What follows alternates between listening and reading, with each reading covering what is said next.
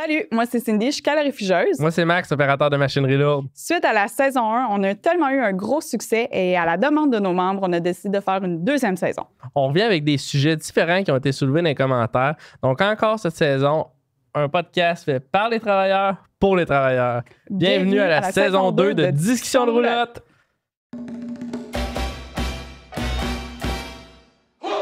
Hey, salut Cine. Salut Max. Comment ça va? Ça va super bien toi? Ça va super aussi. La dernière fois qu'on a fait venir François et Stéphane, c'était pour parler de la négo. Exact. Et on a fini l'épisode en disant qu'on s'en allait peut-être en grève. La grève. La grève. Avant toute chose, je pense qu'on va vous présenter. Pouvez-vous vous présenter? Ouais. Bonjour, moi c'est Stéphane. Je suis conseiller ici à Québec. Je couvre Québec Métro jusqu'à Deschambault-Grondines. Puis ça fait 8 ans que je suis conseiller pour la CSD Construction. Parfait. Bonjour, François Gauvin. Je suis conseiller dans la grande région Chaudière-Appalaches depuis 2007 que je suis à CSD Construction. Super. Merci, gars. Merci d'être revenu. Ouais. Plaisir. Merci pour l'invitation. Bon, fait que là, on s'en va en grève. Je pense que faut quand même commencer par le début. La grève, c'est la finalité lorsqu'on n'est pas capable de s'entendre. C'est un moyen de pression, en fait, qu'on peut exercer. Mais il faut commencer par négocier. Puis, négocier de bonne foi, puis se présenter aux tables, puis faire en sorte que, justement, le processus y aille bien pour en arriver à une entente au 1er mai. C'est ce qu'on veut.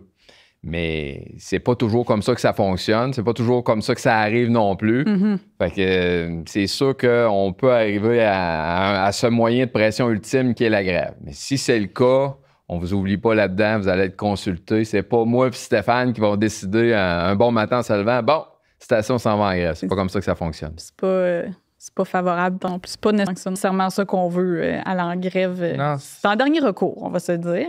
Les étapes avant ça. Fait que là, comment ça fonctionne? C'est ça. Ben, les étapes avant, je pense que les gens pourraient aller écouter notre épisode le premier épisode, effectivement. Premièrement. Mais justement, vous avez dit, c'est pas vous autres qui décidez si on s'en va en grève. Fait que si vous interrogez tous les membres de la CSD pour dire qu'on s'en va là, c'est... Comment ça marche un peu? Encore une fois, on va consulter nos membres en assemblée. On va les convoquer. On va leur expliquer les avancements qu'on a aux tables, aux différentes tables. Puis, c'est eux, là, les travailleurs et travailleuses qui vont décider si oui ou non on accepte ça. Si on n'accepte pas, ben là, ça va être la grève. Si on l'accepte, ben là, on va l'entériner. Puis, ça va retourner aux tables. OK. Mais en fait, c'est sûr que c'est un vote scrutin secret, dans le fond. Il n'y a pas de vote à main levée là, qui va se faire là-dessus. C'est sûr que quand on vous convoque pour un vote de grève, c'est parce que on est aux tables, c'est bloqué. Ça avance plus, puis on ne voit pas comment on peut arriver à nos fins, outre qu'en faisant ce moyen de pression ultime-là. C'est vraiment... le dernier recours. Oui, c'est le dernier recours, exact. parce qu'effectivement, il n'y a plus d'avancement aux tables. On est bloqué. Souvent, les deux parties sont campées sur leur position. Puis là, il faut exercer des moyens de pression. Il faut exercer notre rapport de force. Et puis, le meilleur rapport de force qu'on a comme syndicat, c'est vraiment d'exercer la grève. Puis c'est ce qui peut faire en sorte qu'on peut arriver à avoir ce qu'on veut aux tables. Okay. Mais ça doit être décidé par tout le monde à la table, majoritairement encore. Là, c'est tous les syndicats, c'est ça. Vas-y, Stéphane. Exact. C'est encore le 3 syndicats et 50 plus 1 de représentativité des travailleurs. OK. Ouais. C'est vraiment le processus qui va faire en sorte de savoir si l'industrie ou un secteur en particulier va être en grève. Parce que c'est possible aussi qu'un secteur, exemple résidentiel ou commercial ou génie civil, il n'y en a seulement un qui soit en grève. Généralement, ce qu'on va voir, c'est plus l'industrie au complet, mais ça l'arrive également parce que, tu sais, c'est une table par secteur. Hein. Faut comprendre qu'on négocie une convention collective dans un secteur. Ça se peut que ça y aille très bien dans 2, mais moins dans 1.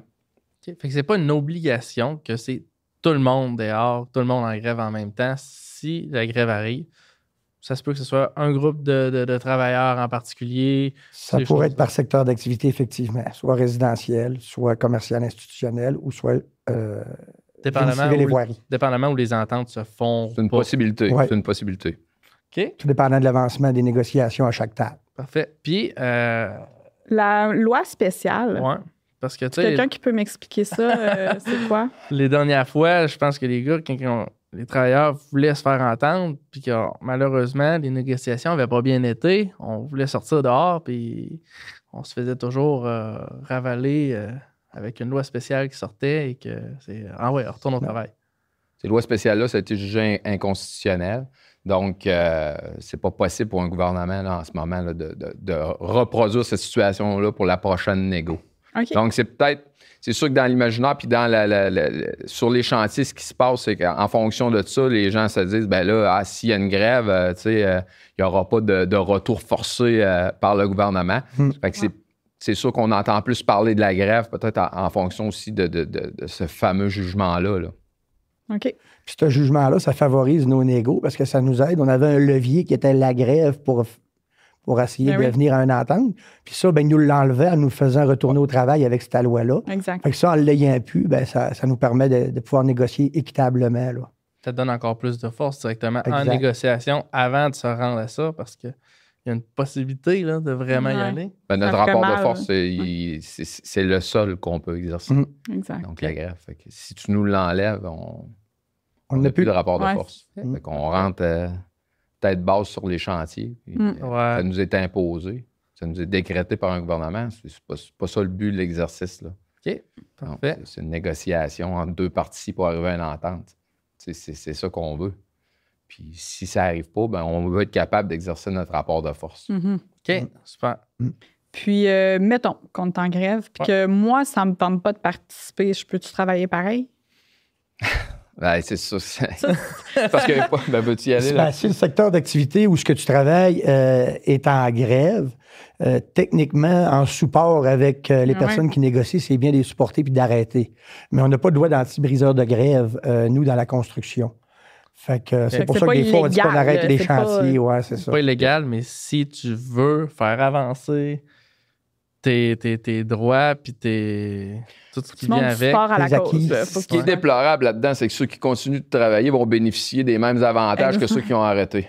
Puis ça, en tout cas, de notre côté, c'est inacceptable. En fait, la Convention va s'appliquer à 100% des travailleurs.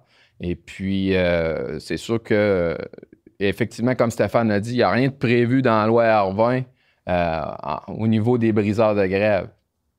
Techniquement, c'est possible de travailler. Sauf qu'on nuit à notre rapport de force. On parlait de notre rapport de force tout à l'heure. Bien, si il y a seulement la moitié des travailleurs et travailleuses qui quittent les chantiers, bien, ça ne nous aide pas du tout, les négociateurs aux tables. Ça ne pèse pas autant de balance. C'est parce que les autres, ils vont dire, tu sais, je veux dire...